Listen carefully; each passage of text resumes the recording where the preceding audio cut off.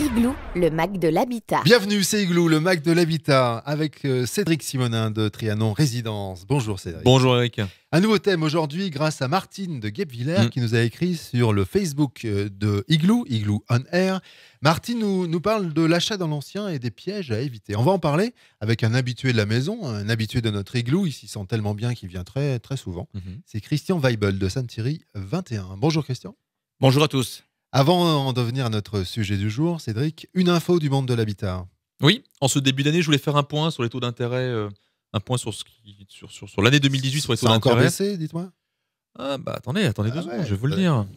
Donc les taux de crédit immobilier ont légèrement reculé de 1,5% en décembre 2017 à 1,43% en décembre 2018 selon l'Observatoire Crédit Logement CSA. Donc oui, les taux ont encore un petit peu baissé. Et dire qu'ils étaient censés augmenter en 2018, les taux de crédit immobilier n'ont finalement pas rebondi, alors que j'avais prédit qu'ils allaient remonter. Mieux, ils ont légèrement reculé de 1,5% en décembre 2017. Ces taux qui s'entendent toutes durées confondues ont atteint en décembre 2018 1,43%. Depuis la deuxième moitié de l'année, le taux moyen s'établit en dessous de l'inflation qui a, elle, accéléré en 2018 pour s'établir à 1,8%. Théoriquement, cela revient à dire qu'il est possible de gagner du pouvoir d'achat en s'endettant pour un achat immobilier. Néanmoins, les chiffres de l'Observatoire s'entendent bruts, ne comprennent pas, par exemple, l'assurance de prêt systématiquement demandée par l'organisme créancier. Autre enseignement de cet observatoire, la durée moyenne des prêts s'est allongée de 10 mois en 2018, un niveau sans précédent, tandis que les banques ont encore allégé leurs exigences. Les conditions d'octroi des crédits se sont considérablement assouplies avec des taux d'apport personnel qui n'ont jamais été aussi bas depuis 1978. Un mouvement qui dure depuis 2012 et s'est accéléré à partir de 2018, assure l'Observatoire. Et ça, c'est plutôt une bonne nouvelle de nos amis banquiers. Un petit apport perso, des taux très très bas, c'est le moment d'acheter, pourquoi pas. Alors si vous avez envie d'acheter dans l'ancien, ça sera notre thème du jour, il y a des pièges à éviter. C'est la question de Martine de Guebwiller. On va la traiter avec Christian Weibel, Sainte-Thierry 21, votre agence à Cronenbourg. Merci de faire partie de cette équipe d'Igloo. C'est un plaisir pour moi. Et c'est une question qui revient souvent, les pièges à éviter pour les achats dans l'ancien, Cédric. C'est une question qui vient souvent parce qu'on n'est pas sachant et on n'achète pas un bien immobilier dans l'ancien tous les 4 matins. Donc on a voulu traiter ce sujet avec Christian. Donc Christian, je lance le sujet. Quels sont les pièges à éviter quand on achète dans l'ancien pour une maison et on traitera après pour un appartement en copropriété? Alors, sujet très vaste, on s'en doute. Je pense qu'aujourd'hui, les points les plus importants pour l'achat d'une maison, ce sont des points liés à, on va dire, 4 familles. Première famille, c'est la famille des travaux. Si le bien que vous souhaitez acquérir a subi des travaux de rénovation, d'agrandissement, peu importe, depuis moins de 10 ans, il est impératif que vous puissiez vérifier que les travaux ont bien été déclarés à la mairie où se situe cette maison et que le propriétaire a bien pris les assurances qui sont obligatoires.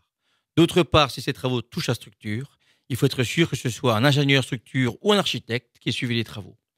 Et des travaux, comme dit, qui ont moins de 10 ans, ont dû être couverts par une assurance dommage ouvrage. La deuxième famille de contrôle à faire pour l'achat d'une maison, c'est la partie assainissement. Aujourd'hui, sur l'Eurométropole, aucun problème. Mais si vous achetez une maison à la campagne, il faut être sûr que votre maison est bien reliée à un assainissement qui soit public. Et si ce n'est pas le cas, vérifiez que les fosses septiques sont bien sûr aux nouvelles normes. Parce que là aussi, si ce n'était pas le cas, vous auriez des très gros frais à entreprendre. Troisième famille, c'est tous les droits de passage ou servitudes qui pourraient exister sur le terrain de cette maison. Souvent aussi à la campagne, le voisin a autorisé son passage sur son espace vert ou son jardin ou pour aller sur le champ à l'arrière de la maison. Ce n'est pas toujours notifié au niveau du cadastre. Mais quand vous vous retrouvez, après avoir acheté la maison, avec un tracteur qui passe dans votre jardin tous les jours, c'est une contrainte importante. Et c'est souvent des choses qui ont été décidées 30 ans en arrière, donc opposables à l'acquéreur. Et puis, dernière famille qui est importante, c'est quand vous achetez une maison avec un terrain, être sûr que le terrain que l'on vous vend, les bornes du terrain sont bien situées au endroit qui sont indiquées sur le cadastre. Donc, des choses effectivement évidentes, mais c'est important. Et plus important, bien sûr, que les travaux de décoration qui sont toujours moins onéreux que s'il fallait refaire un assainissement ou d'autres travaux. Un petit conseil, puisqu'on parle des bornes. Maintenant, les gens entendent ça. Voilà, alors vers qui ils peuvent se retourner? Souvent, déjà, on a sur cadastre.gouv, on peut sortir un plan à l'échelle et puis vérifier sur le terrain rapidement.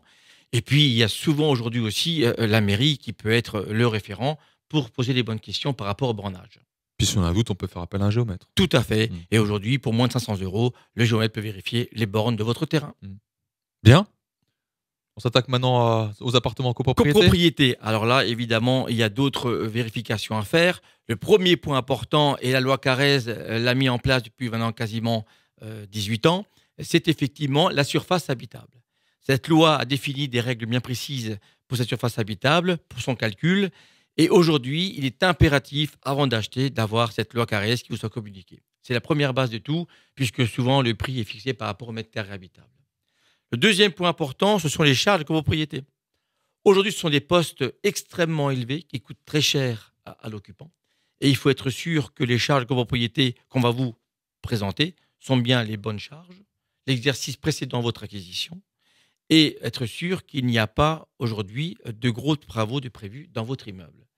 Parce que cela va bien sûr impacter votre budget et ça va également vous obliger peut-être à faire un prêt complémentaire, ce qui est à éviter impérativement. Donc aujourd'hui, quand vous achetez dans de l'ancien, vérifiez bien qu'ils n'ont pas voté des travaux de copropriété, toiture, isolation extérieure, importants, sachant qu'il y a une règle d'or. Tous les travaux votés avant la vente sont à la charge du vendeur. Tous les travaux qui seraient votés après la vente sont à la charge de l'acquéreur. Quoi qu'il arrive. Quoi qu'il arrive, règle fondamentale à respecter. Troisième famille d'éléments à vérifier, ce sont les fonds de roulement. Aujourd'hui, la loi Allure et la loi Elan ont imposé des fonds de travaux, des fonds de trésorerie. Là aussi, il y a des éléments importants. Il faut savoir que le fonds de travaux est attaché à l'appartement. Donc, vous ne le remboursez pas normalement à l'acquéreur, au vendeur sauf s'il en fait la demande. Et puis, il y a le fonds de trésorerie. Souvent, pour que les charges soient payées régulièrement, on demande à chaque propriétaire de mettre 500 € en fonds de roulement. Et lors de la vente, le syndic va rembourser son fonds de roulement au vendeur et il va les demander à l'acheteur. Et souvent, on n'a pas pu vérifier au préalable ce fonds de roulement. Et puis, le dernier point important, c'est tous les documents techniques qu'on a déjà évoqués, diagnostic amiante, plomb, électricité, gaz. Prenez le temps de les lire, c'est extrêmement important. Ils sont souvent fédérateurs de nouvelles questions à se poser, peut-être de devis à faire. Donc, prenez le temps, lisez-les, c'est extrêmement important. Alors, c'est vrai que ces conseils sont très importants, d'autant plus quand les gens veulent faire des transactions de gré à gré, seuls. Tout à fait. Maintenant, un mot sur le rôle du professionnel dans ce cadre-là. Alors, je vais commencer à l'inverse. C'est qu'aujourd'hui, on se rend compte qu'au tribunal d'instance de Strasbourg, 68% des procédures sont entre particulier à particulier. La quote-part des procédures contre un agent immobilier ont diminué de manière extrêmement importante. Et cela, bien sûr, grâce à l'encadrement de la loi Allure et la loi Elan maintenant.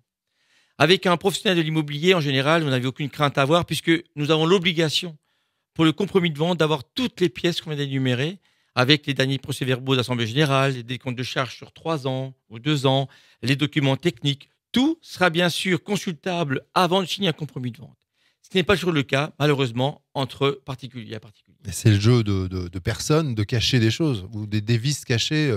C'est souvent par quand on passe par un agent. Oui, c'est souvent par omission que Ouais. les particuliers oublient ou ne font pas les documents, si vous voulez. Et c'est bien ce qu'on voit dans les procédures aujourd'hui en cours. Mais un agent immobilier sérieux et qui est respecté et respectable aura bien sûr informé son acheteur de tous les documents qu'il a à lire auparavant.